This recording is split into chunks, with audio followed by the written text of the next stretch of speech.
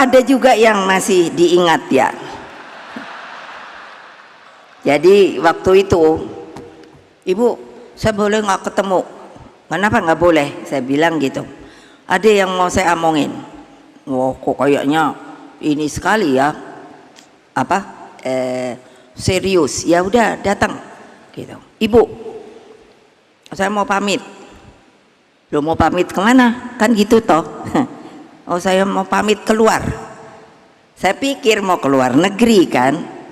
Jadi saya hanya bilang kan, ya sana pergi oleh-oleh ya gitu. Tahu-tahu bukan Ibu, saya mau keluar dari Pertamina. Loh, kok keluar dari Pertamina? Karena saya tidak sejalan sama bos saya. Terus saya bilang, ini bener loh, ntar wartawan jangan goreng-goreng loh. Ternyata kan bener ya. Saya kaget juga loh. Waduh, bagaimana nanti keluarganya ya? Saya nanya, gimana kalau nggak ada gaji? Sip Bu, pokoknya semuanya beres. Oke, silakan. Nah sekarang terus nanya, saya boleh terus ikut di PDI Perjuangan? Sip. Keren nggak tuh? Makanya sebenarnya orang tuh mestinya senang sama PDI Perjuangan, tapi pada kenyataannya memang susah. Karena apa? Orang-orang yang berani di PDI Perjuangan tuh hanya orang yang mantap, tidak goyang-goyang, saudara-saudara.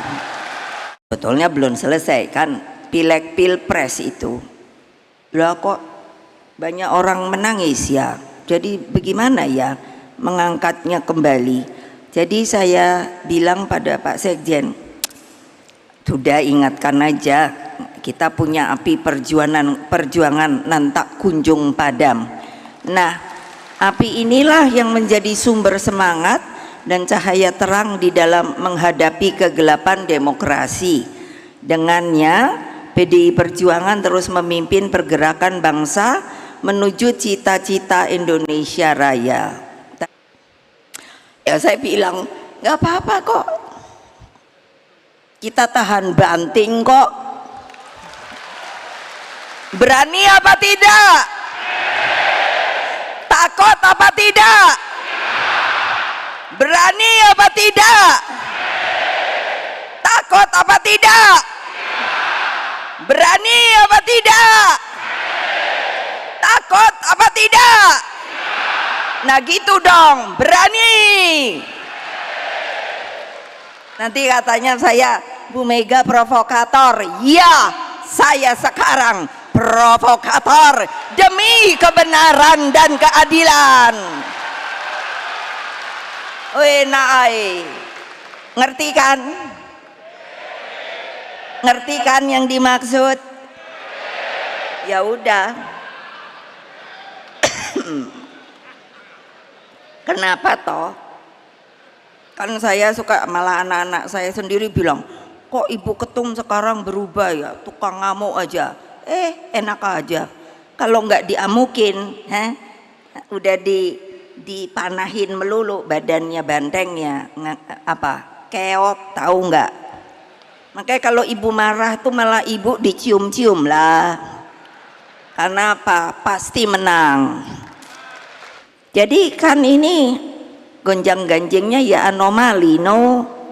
Masa TNI Polri dibawa lagi ke politik praktis sebagaimana kita rasakan dalam pilpres yang baru saja berlalu. Saya tuh sedihnya ya gitu, kok saya ini presiden ketika pemilu langsung pertama loh, bertanggung jawab, berhasil loh. Loh iya loh kok sekarang pemilunya langsung tapi kok jadi abu-abu gitu, sudah direkayasa gitu. Kurang apa loh? Semuanya berkata civil society, ahli hukum dan lain sebagainya, kok sepertinya nggak ada yang akan bilang oh ya betul, Bukan begitu seharusnya. KPU-nya juga diam, Bawaslu-nya nggak ada suara. Jadi kan saya mikir, masa saya ndak boleh bersuara? Saya boleh dong bersuara. Katanya kita ini negara demokrasi, menjalankan demokratisasi. Untuk apa ada reformasi? Kalau reformasi sekarang menurut saya kok sepertinya hilang atau dalam sekejap. Dulu reformasi kan menempatkan nepotisme, kolusi dan korupsi itu sebagai musuh bersama. Dan oleh sebab itu lahirlah Komisi Pemberantasan Korupsi. Itu juga saya loh yang buat. Heran loh, yang barang bagus-bagus tapi sekarang dipergunakannya menjadi tidak bagus. Kenapa ya? Itu kesalahan siapa ya? Nah begitu loh, makanya aduh nih Mahkamah Konstitusi juga sama. Kenapa? Bisa diintervensi oleh kekuasaan.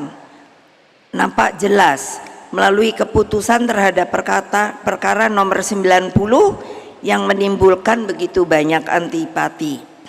Ambisi kekuasaan, sukses mematikan etika, moral, dan hati nurani hingga tumpang tindih kewenangannya dalam demokrasi yang sehat, terlebih dalam sistem politik dalam sebuah negara kesatuan yang berbentuk republik.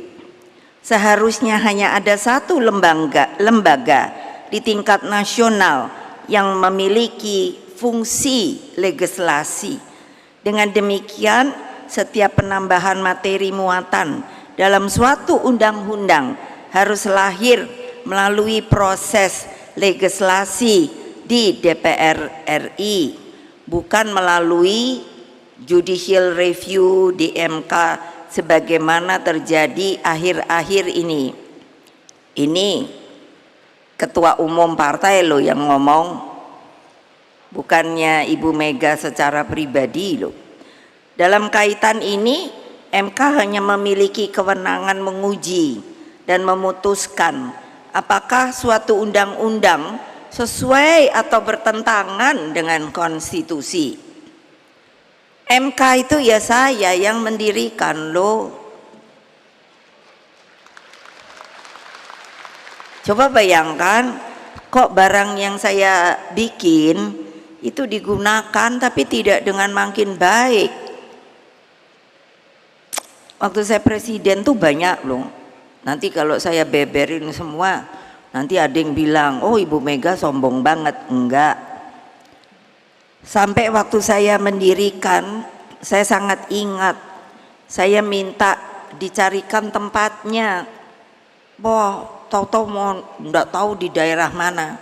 Saya bilang, enggak, ini sebuah Mahkamah Konstitusi yang harus berwibawa.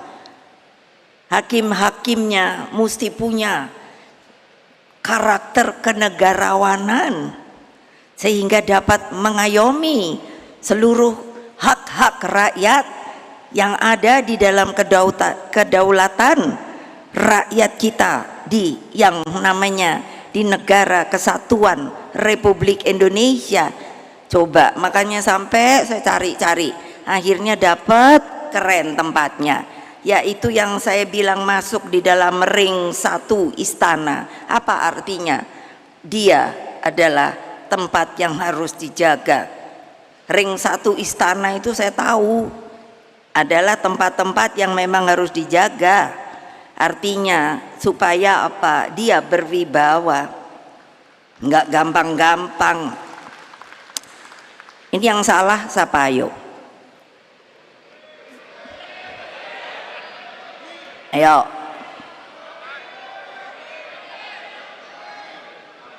Mbok kalau jadi partai, katanya partai itu kita solid bergerak. Mbok kalau teriak tuh semua gitu tuh, what gitu loh. Kok kayaknya masih selalu goyang. Ya kalau siapa yang goyang udah deh nggak usah jadi PDI Perjuangan dah. Lo betul loh.